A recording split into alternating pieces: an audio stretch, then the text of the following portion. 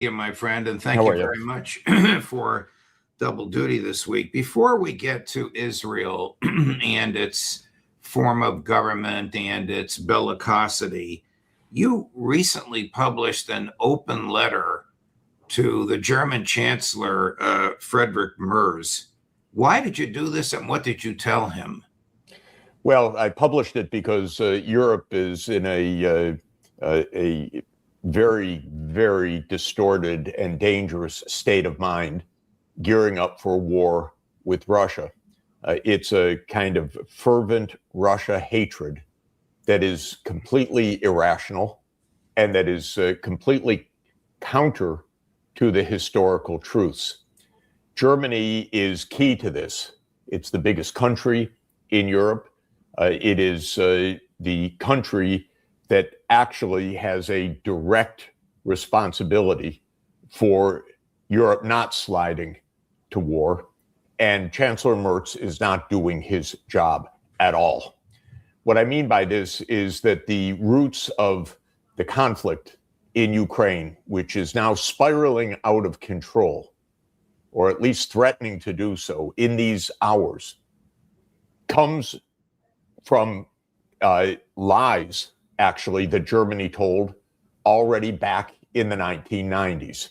Germany wanted reunification in 1990 to reunify what had been a divided Germany after Hitler's defeat in 1945, that had a West Germany that was the zones of occupation of the United States, France, and Britain, and in East Germany, which was the zone of occupation of the Soviet Union, the four being the occupying countries that defeated Hitler. In 1990, Germany asked for reunification. They negotiated with the Soviet Union. Explicitly, Germany said in the context of that negotiation that NATO will not move eastward. And as many times as that is denied, that's as many times as Western governments are lying about it, because they promised unequivocally that in the context of German reunification, NATO would not move eastward. Germany has a fundamental responsibility for the fact that Germany and the United States cheated on that commitment already starting in the early 1990s, soon after the commitment was made. German businesses said, oh, let's have NATO enlargement. That'll protect our investments in Central and Eastern Europe. The United States said, well, we have a lot of Polish Americans and a lot of other Central European Americans, and so this is good politics. And the countries of Central Europe wanted NATO enlargement. But this was a matter of security for the Soviet Union and Russia, and had been agreed that NATO would not move eastward. Well, the US and Germany cheated. NATO began to move eastward. The closer it got to Russia's borders, the more clear were Russia's red lines. There were two big waves of NATO enlargement. First in 1999, Hungary, Czech Republic, and Poland. The Russians swallowed hard, they objected, but this was still far from their borders. Then came the second wave in 2004, which was Romania and Bulgaria on the Black Sea, the three Baltic states, Lithuania, Latvia, and Estonia, and two further states, Slovakia and Slovenia, 7 in all. The Russians were furious, and they said, don't you try anymore. And in 2007, President Putin put down the Russian red line. Stop. Don't even dream of coming to our border in Ukraine or Georgia. Georgia being a country in the South Caucasus region of Asia, by the way, not even of Europe. Well, the United States, being the US, doesn't hear a word, never respects anyone else. And so we don't care what you say, Mr. Putin. And in 2008, at the Bucharest NATO summit, the United States pushed through a NATO commitment that indeed NATO would move all the way to Russia's border with Ukraine and Georgia, that those two countries would join NATO. Chancellor Merkel of Germany, who went along with that commitment in the end, wrote in her memoirs that she knew that this was tantamount to heading to war with Russia. It would be like Russia setting up a military base on the Rio Grande in Mexico or in Canada. Unthinkable from an American security point of view, but the United States doesn't understand the golden rule, not to do to others what you would never allow them to do to you. And so it pushed. But the point of my open letter was Germany should know it cheated, because Germany wasn't a passive actor in this. And on many other occasions that I detail in my letter, Germany cheated. Germany negotiated the Minsk II agreement to end the war in Ukraine in 2015, and then it reneged on its own commitments that it made as negotiator and guarantor of that agreement. And there are many other episodes that I recall in my letter. So I say to Chancellor Merz, before it's a complete disaster in Europe, please do your job. You're the leader of the most important country of the European Union. Your country broke many of its solemn promises made to Russia. You're now talking about war nonstop. You're talking about building the military, preparing for war, but you're not even trying diplomacy. Chancellor Merz came into office. He didn't try to call President Putin. He didn't try to have his foreign minister meet with Foreign Minister Lavrov. They didn't even try. How can you go to war without even trying diplomacy? Shame, especially when it's not this, we're so pure and they're so evil, when history shows that situation's a little bit more complicated than that. So that's why I published the open letter. Needless to say, Chancellor Merz has not exactly called me or sent me a letter. Well, you answered my next question. We're going to jump to Israel in a minute, but I realize that, popularity can change overnight, but his approval ratings make Donald Trump's look good. The fact of the matter is all the warmongers in Europe are completely unpopular. Yeah. They're doing things their public does not want. Right. They're arming and they're cutting social spending. They are provoking war, and the people want peace. And so Macron and Merz and Starmer, they're rock bottom in approval ratings. Right. But we don't act democratically. Just like in our country, we're at war in Iran that the American people absolutely are against. Absolutely. But where's democracy in our country? Where's our Congress even? It barely exists. Is Israel a liberal democracy? No. Israel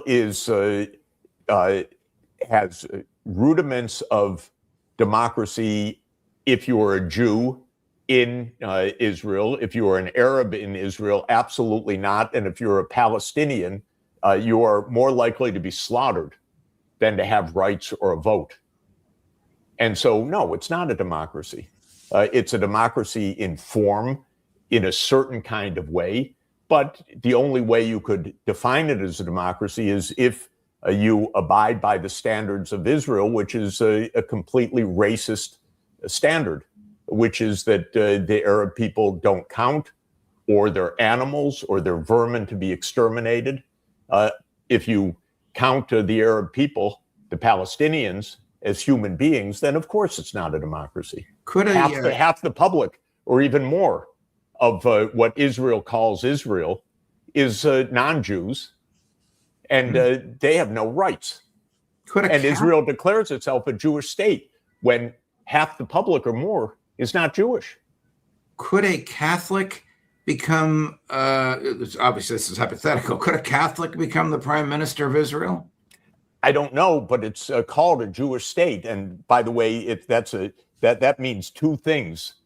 One is it's saying inside, Jews are supreme. This is a supremacist state.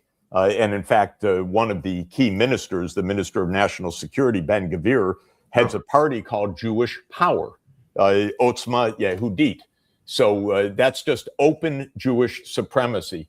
But the other thing, which is really annoying, is they claim to speak for Jews elsewhere. And since I'm an American Jew, I find that disgusting.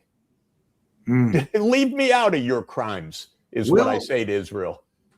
To Iran, Professor Sachs, will the United States enter into an agreement with Iran that fails to restrain Israel? Will Iran enter into an agreement with the United States that fails to restrain Israel? Can Donald Trump restrain Israel? First of all, I'll start with the last one, because the answer is yes. If we have an American president that acts like an American president, then they can restrain Israel, because all of Israel's militarism, I would say fascism, which is a term that the Minister of Finance himself uses for himself, Smotrich, all of that depends on twisting the United States out of shape, putting the U.S. in Israel's palm. Well, does the President of the United States have to abide by that? Of course not. So if the United States says, no, we're not your pawn and your plaything, then Israel cannot do the things it's doing. For Israel to be this country at war across a region where it's outnumbered multiples of time, that depends on American armaments and American financing and American diplomatic cover, because the U.S. vetoes all of the Security Council resolutions that would bring Israel back under some control of international law. And so, no, Israel cannot do this. And the President of the United States, if we had a president that cares to be President of the United States, of course, Israel would have to stop, because it literally cannot carry on its military campaigns and its vendettas and its invasions and its wars and its fighting and its occupation of Lebanon and Syria and its fighting in Yemen and its wars with Iran and its games in Africa without the United States fully partnering in this. Why is Israel seemingly perpetually at war with countries that are around it? Israel's perpetually at war because it is making the most maximalist demands that it can. And in that, it is supported by American Christian Zionists like the U.S. ambassador to Israel, Mike Huckabee. What Israel is saying is, we own all of Israel and we own all of Palestine. We own all of Gaza. We own all of the West Bank. We own all of East Jerusalem, the Islamic holy sites, and not to mention, we own southern Lebanon. We own parts of Syria. And we have the right not to be part of the Nuclear Non-Proliferation Treaty. We have no constraint or controls on our nuclear weapons, but we'll kill anyone that tries to do anything remotely like that, even countries that deny they want to do that. We'll kill them anyway if we decide so. And we reserve the right to assassinate anyone in our region that we think supports the Palestinian cause. So this is called Greater Israel. It's a kind of fascism. It is, we decide, we own everything. We rule over 8 million Palestinian Arabs, and maybe they'll be exterminated. Maybe they'll be ethnically cleansed.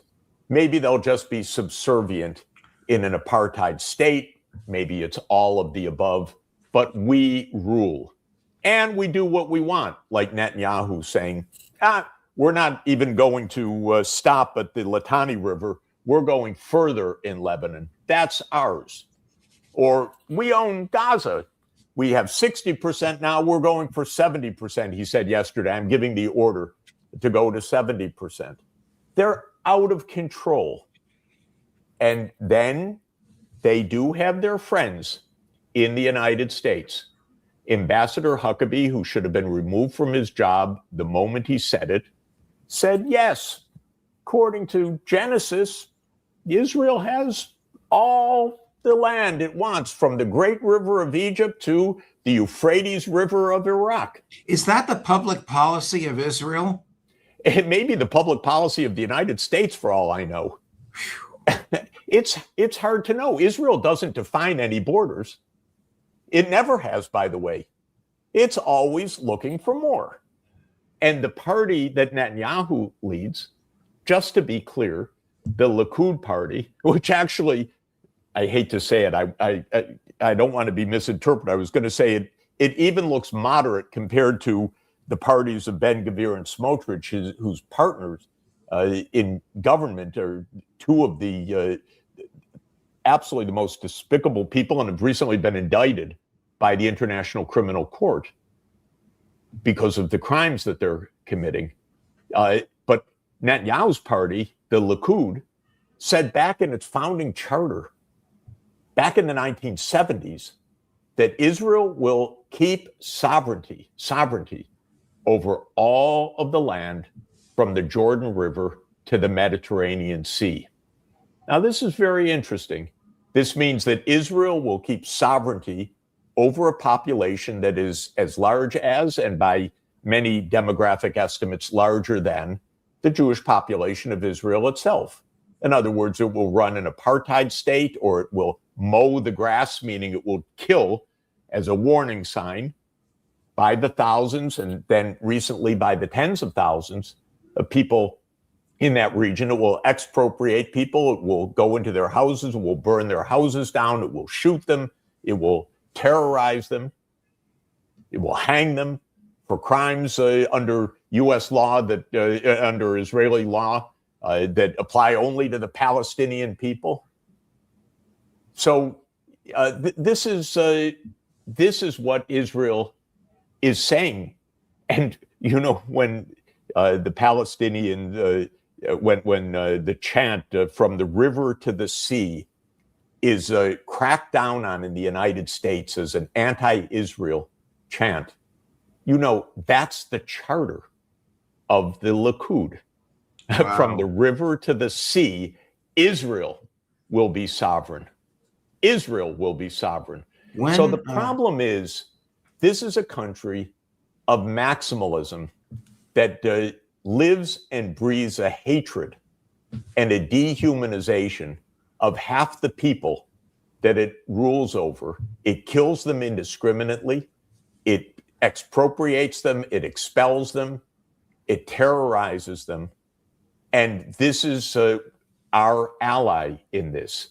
And there are people absolutely complicit in senior U.S. leadership in this. And Trump has basically gone along with all of this until today. And he has an ambassador who openly espouses all of this. We have the clip of Prime Minister Netanyahu talking about 70% that you just mentioned. Before I run it, when Mike Huckabee and Ted Cruz both told Tucker Carlson from the river to the sea, we just laughed at the absurdity of it. And the two of them said, this is because God the Father gave them this land. But they actually believe that and are willing to kill to bring it about. That's what you're telling us. This is their operational charter right now. A book from the 6th century BC, actually probably the 7th century BC, the book of Joshua, which is so extraordinary and fascinating to talk about, because the book of Joshua is a book of genocides, supposedly at God's command, that the Israelites returning from Egypt are to kill all the people in Canaan, because that's the promised land. So God, in this book, commands the forces under Joshua to go in and kill all the people, nation after nation, every man, woman, and child, to kill them. This is in the book of Joshua. Now, the interesting thing, the ironic thing, is these genocides didn't happen in history. From all that one can gather from the archaeologists and the biblical specialists that have looked at this, the record is that that didn't happen. This is some boastful book from the 7th century BC that's written in the style of Assyrian conquest boasts. So it's part of the local politics of the region from the time of King Josiah, around 620 BC. It's bizarre. Right. But in any event, this is taken as the literal text for mass murder today. Right. And then, of course, we have other completely bizarre things, I'm sorry to say, and a lot of...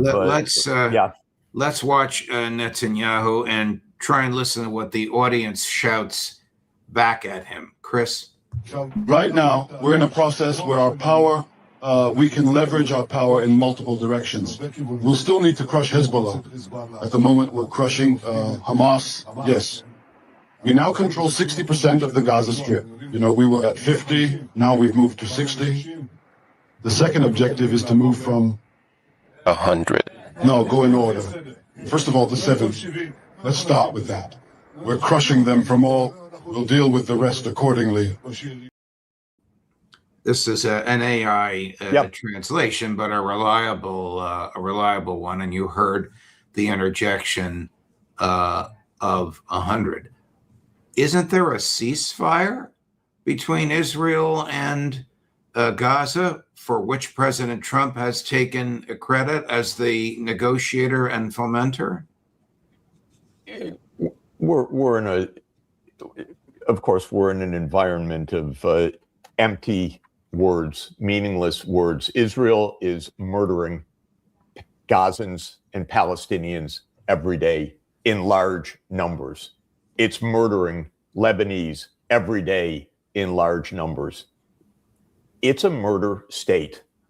It's a state of hatred and dehumanization of the 8 million Palestinian Arabs in its midst, and in complete deprecation of the hundreds of millions of people in the neighborhood. And it's out of control.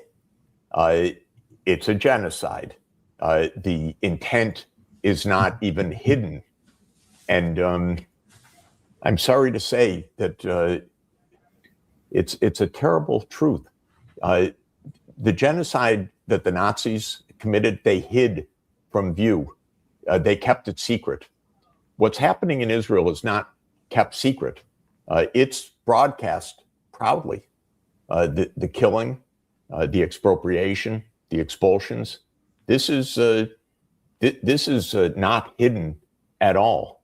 They're not making crimes in the dark. They're making crimes that they boast about and smirk at, and think that they have the U.S. completely in their hands. And maybe they do. Maybe they do. We don't know. We don't know whether President Trump is. He said he could run for head of Israel. Maybe that's what he is. Maybe he just serves Israel. We don't really understand it. But I can tell you absolutely, certainly, the American people are against this. The American people side with the Palestinians, and they are despising the crimes that Israel's committing. And as an American Jew, I can tell you lots of American Jews are despising what Israel's doing and resent being told that this is somehow about Judaism. This is not about Judaism. This is a violation of the most basic ethics of 2 millennia of rabbinic Judaism. It's disgusting what's happening. And this is the truth. And where are we in this country? Well, the American people are on the right side of this. Where is our president, the one who said, America first? Well, show us, Mr. President, because America does not want to be party to this mass murder and this ongoing war. Professor Sachs, thank you very much. Appreciate so much the history as well as the analysis of the contemporary events. And of course, you know I love your passion on all these things. Thank you, Jeff. We'll look forward to seeing you next week. early next week. Have a nice weekend. Thank you. Thank you.